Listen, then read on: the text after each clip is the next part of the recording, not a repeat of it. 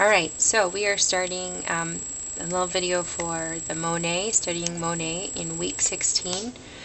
Alright, so lesson plan, go over this real quick. So some highlights. So the overview of Monet, his significance, considered the founding member of their Impressionist group.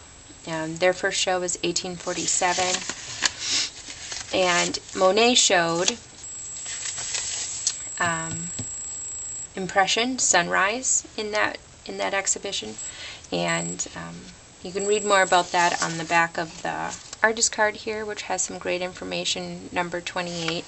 But critics and patrons of art didn't really appreciate, or the way we appreciate Impressionism painting now, that first showing, and Monet's that painting, Impression Sunrise, kind of from a critic coined the name of this group, later called the Impressionist group.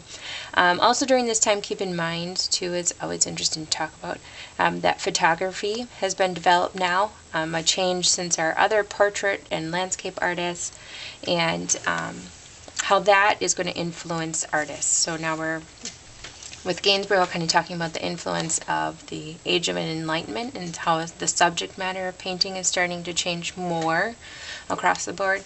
But now commercial portrait and landscape photography are becoming big business, so their photographs are more readily available for portrait work and for landscape, and so how influenced our artists are influenced by that in their subject matter and their artistic style.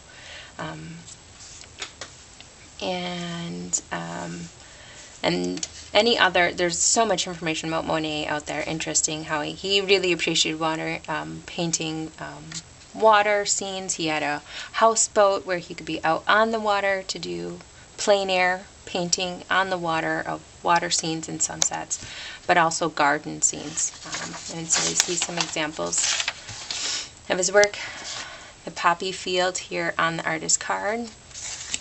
And then also on here our timeline of our regular timeline facts, and then our artist timeline down into Impressionism, 1834, 1917, Degas and Monet, and more so our other Impression artists. So we will catch up with them in the next 2 weeks. But water lilies, also very famous for that, and the dabs of color, the Impressionist style. Sunrise. And these examples of his artwork are going to be in the artist binders for this week.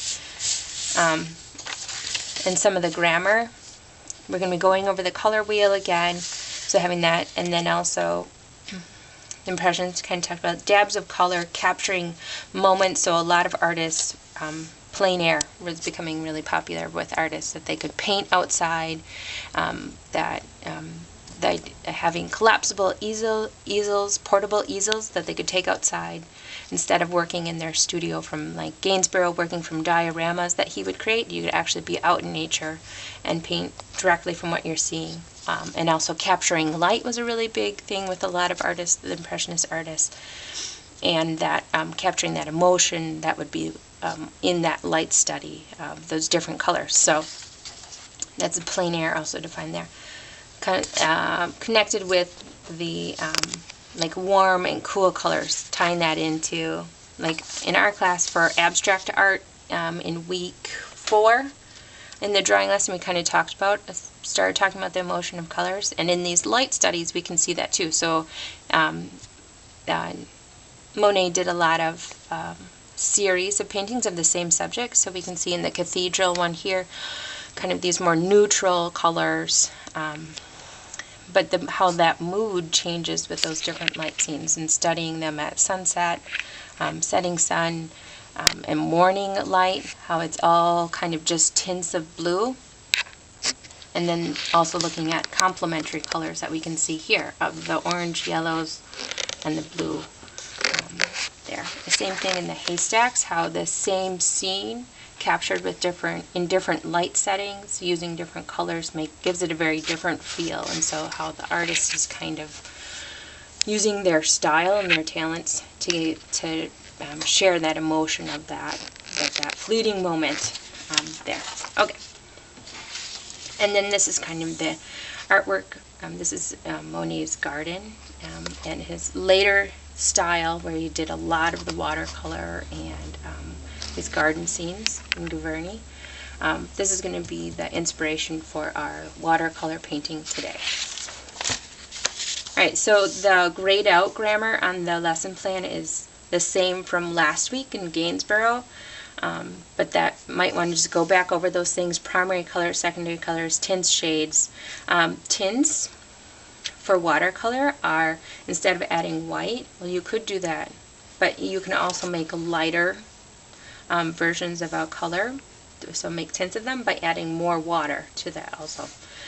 Complementary colors, so point these out, so colors that are directly across the wheel from each other, so yellow and violet are complementary colors, blue and orange, red orange and blue green, but that they're directly across from each other on the color wheel.